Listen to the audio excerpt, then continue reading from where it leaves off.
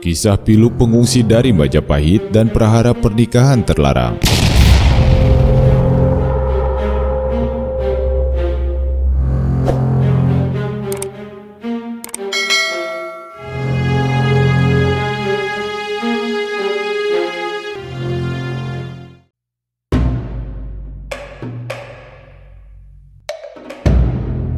Sang Mahaprabu Niskala Wastu Kencana, Raja Sunda yang sukses memerintah selama kurang lebih 103 tahun dan menjadikan kerajaan Sunda sejahtera dengan wilayah kekuasaan yang membentang di sepanjang Jawa bagian barat.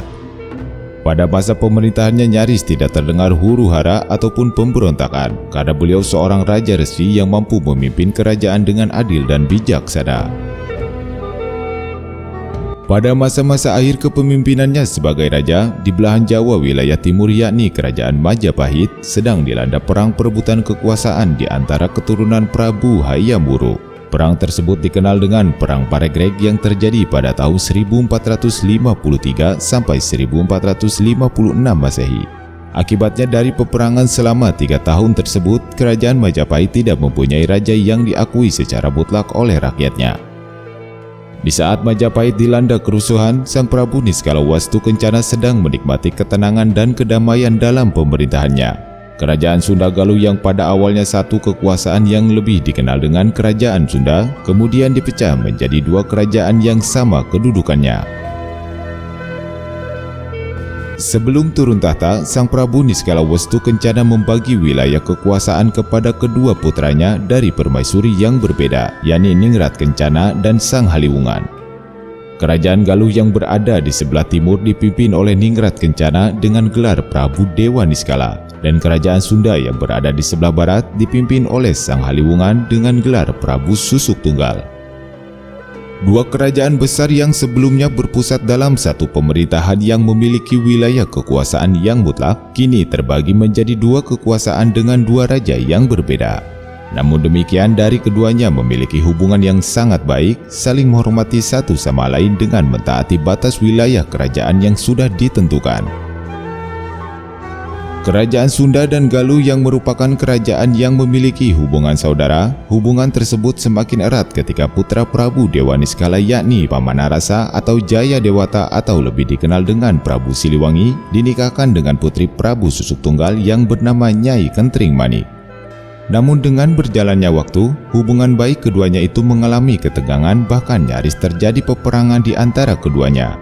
Hal tersebut terjadi akibat dari Prabu Dewa Niskala yang melanggar aturan kerajaan atau adat kasepuhan yang melarang melakukan pernikahan putri Sunda Galuh dengan keluarga atau kerabat dari kerajaan Majapahit. Aturan tersebut sudah ada dan tetap dijaga sejak masa Prabu Niskala Wastu Kencana. Pada suatu ketika Prabu Dewa Niskala kedatangan rombongan dari keluarga Majapahit. Mereka bermaksud meminta perlindungan keamanan serta memohon untuk mendapatkan tempat tinggal kepada kerajaan Galuh. Hal tersebut mereka lakukan karena di wilayahnya sudah tidak aman lagi akibat dari peperangan perebutan kekuasaan. Dengan tanpa alasan, kemudian mereka pun langsung diterima dengan baik di Galuh setelah Raden Baribin sang pemimpin rombongan yang tidak lain merupakan adik dari Prabu Kertabumi menghadap. Meskipun pernah ada kisah kelam di masa lampau yang membuat hubungan tidak baik antara kerajaan Sunda Galuh dan Majapahit, namun Prabu Dewa Niskala menerima kedatangan rombongan Majapahit dengan sangat baik.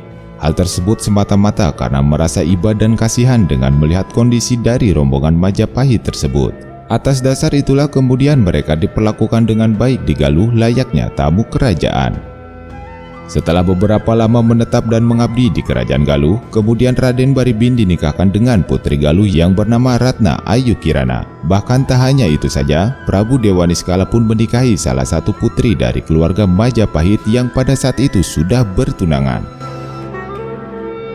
Pernikahan Ratna Ayu Kirana dengan Raden Baribin yang merupakan keluarga Majapahit serta pernikahan Prabu Dewa Niskala membuat geger di kerajaan Sunda Galuh. Prabu Dewa Niskala dianggap telah melanggar peraturan kerajaan yang melarang melakukan pernikahan seorang putri dari keluarga kerajaan Sunda Galuh dengan orang Majapahit, serta larangan menikahi seorang Rara Hulanjar atau wanita yang sudah bertunangan.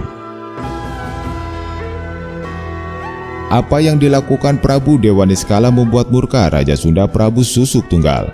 Ketegangan antara Sunda dan Galuh pun terjadi yang mengakibatkan Prabu Susuk Tunggal berencana untuk menyerang Galuh. Namun rencana itu mampu dicegah oleh Pamanarasa yang merupakan anak menantu dari kerajaan Sunda Galuh.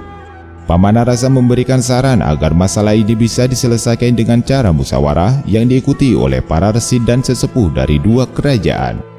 Dari musyawarah tersebut menghasilkan keputusan untuk kedua raja Sunda Galuh agar turun tahta dan memilih penggantinya. Keputusan tersebut disepakati oleh Prabu Dewa Niskala dan Prabu Susuk Tunggal, dan dari keduanya mereka memilih Pamanarasa untuk menjadi penerus kerajaan. Sejak saat itulah kemudian Raden Pamanarasa menjadi raja dari kerajaan Sunda dan Galuh dan menyatukannya dalam satu kekuasaan wilayah yang berpusat di Pakuan Pajajaran dan dikenal dengan nama Sri Baduga Maharaja Jayadewata atau Prabu Siliwangi.